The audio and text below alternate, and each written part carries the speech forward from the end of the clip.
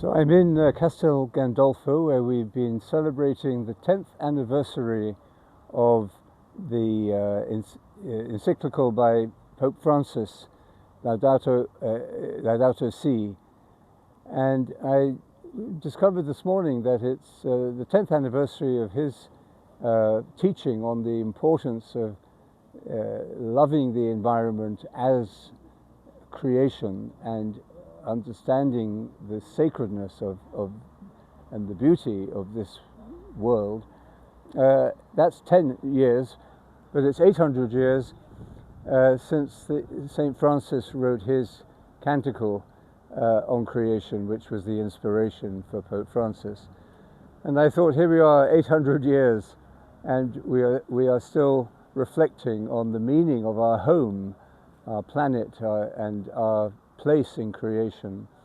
The difference, of course, was that for Francis it was celebration, and he was intoxicated by the beauty of the world and saw everything in it as a manifestation of the goodness of God, the Creator.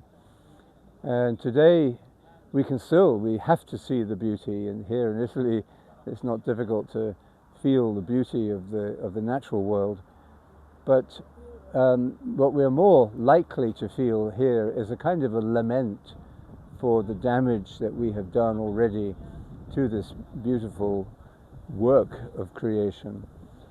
And I think as I was listening to the talks, really wonderful talks, and the Pope's talk yesterday, in which he very strongly opposed the people who are in denial of climate change and the ecological crisis, but was affirming, more importantly, affirming the love of creation that is motivating all the people here.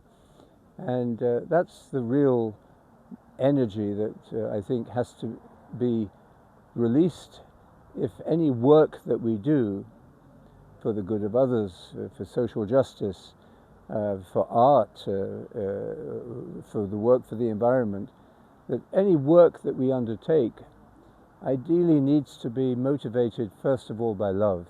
Love of what it should be, love of what the creation essentially is.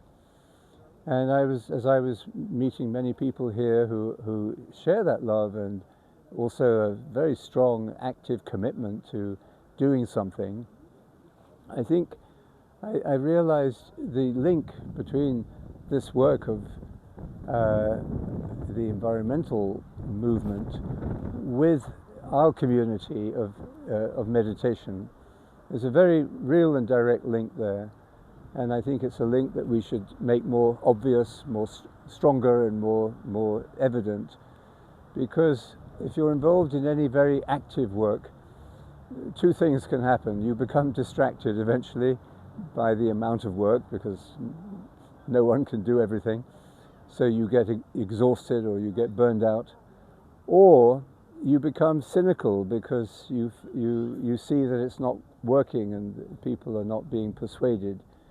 So those are two big dangers of getting involved in any important work, even a good work.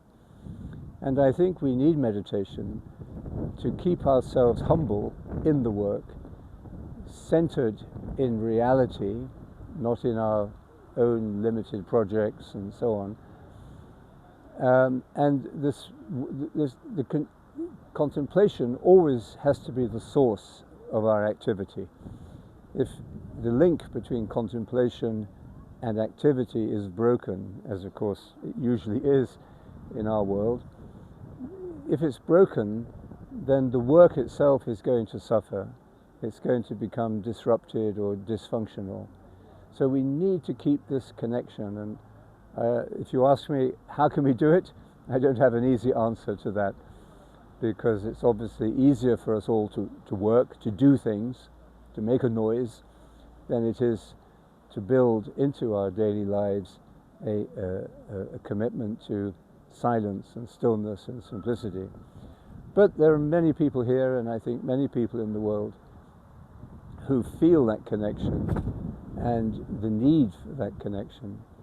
And I was thinking of a letter that Pope Francis wrote a few years before he died on an exhortation to holiness. And one of the things he said in it was, don't be frightened of holiness. It's a very important insight.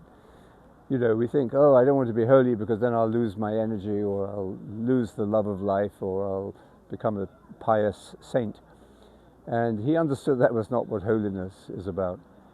And he said that anyone in any walk of life, raising a family, doing a professional work, in retirement, any person at any stage of their life can be involved in this work of holiness, because that is the source.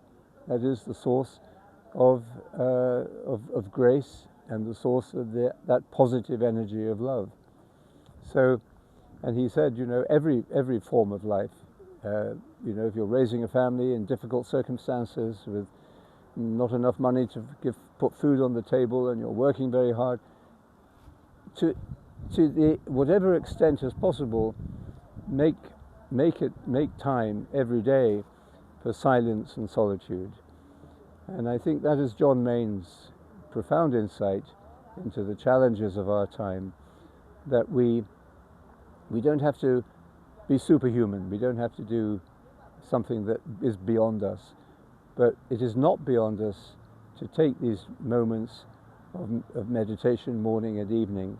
And it's extraordinary how much we come to love those times and how much they energize us. I mean, it's not that we become disconnected from activity, it's much more likely that you will become more energized for more good work. So that's my reflection of the wonderful time that we've spent here. The need for understanding the beauty and the goodness of creation from within ourselves, and we need to put our own interior ecology into a good state.